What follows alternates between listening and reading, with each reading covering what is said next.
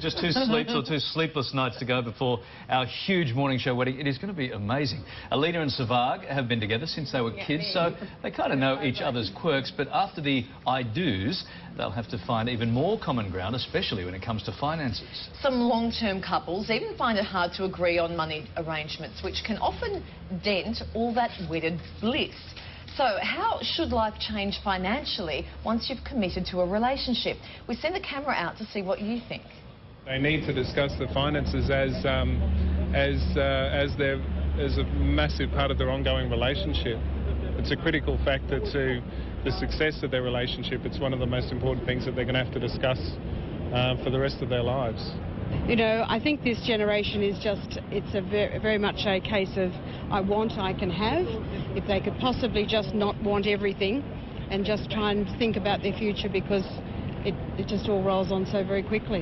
Yeah. As a new couple, of course, you know, you want to save, you want to, you know, you have a house and all that. Some people, unfortunately, I know through personal experience, unfortunately some people can't. That's why we've got our grandparents and mum and dad. I think if you're pooling resources, you're a better couple anyway. Oh, money expert and newly engaged himself, we should point out. Anthony Bell is here with advice for new couples on how to build that nest egg. Hi, Anthony. Hi, mate. God bless Generation Y, huh? Yeah. That's what mum and dad are rely on grandparents. Yeah. Money can cause friction between couples. That's, you know, that's no revelation. How do you try and avoid that? I reckon it's be real at the front end, Coles, you know. So a lot of people when the friction starts to go, oh, you weren't this tight, you know, when we first met, you know, on that front end, and you know, sort of discussing things and dealing with what kinds of accounts you should have and how much people should actually spend and how much they should actually save, particularly if you're looking for a future like homes or you know, starting a family. You should have an investment theorem, but we also should think that couples get together and, you know, momentum makes momentum, and if you both start a savings plan and you actually see it there, it's very hard then to turn away from it.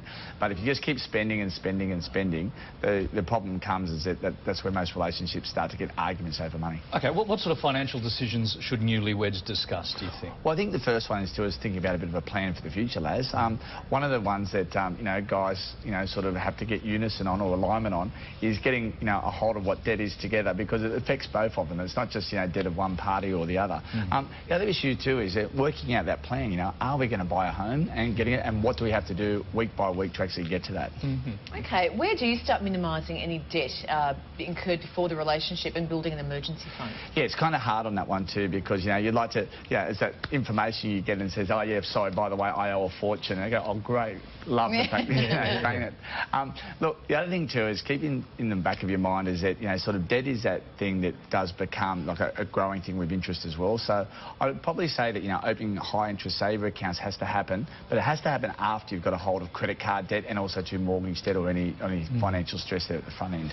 Lots of stuff changes once you hook up for good, once you commit to a relationship together. How does planning for the future change? Well, the most important thing, Laz, on that, you know, for couples that are about to, you know, sort of get into that, they've got to make sure that their goals are like deeply aligned. You know, kids will come up into the future, so they've got to make sure that there's some, you know, rainy day money to cover on that one. It is really important to think about not just week to week, but you've got to think about a long-term view when you're in that.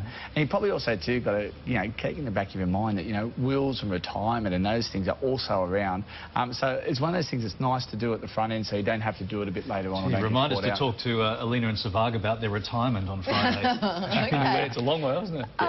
Any benefits financially to being a couple at tax time? Yeah, there are, Kyles. I mean, the big thing is that there's spouse rebates that, you know, sort of are available. That's only if one isn't working though, right? Correct. Or do you know, I mean, if there's like children in the relationship, do you know, I mean, and moves on that. There's also too like family trust and income thresholds that can be used, and, you know, it goes up to a new level, but your investment income can be split between families if you use the right structure. So yeah, there is a benefit, do you know what I mean, tax-wise, but it's not the sole reason actually to get together.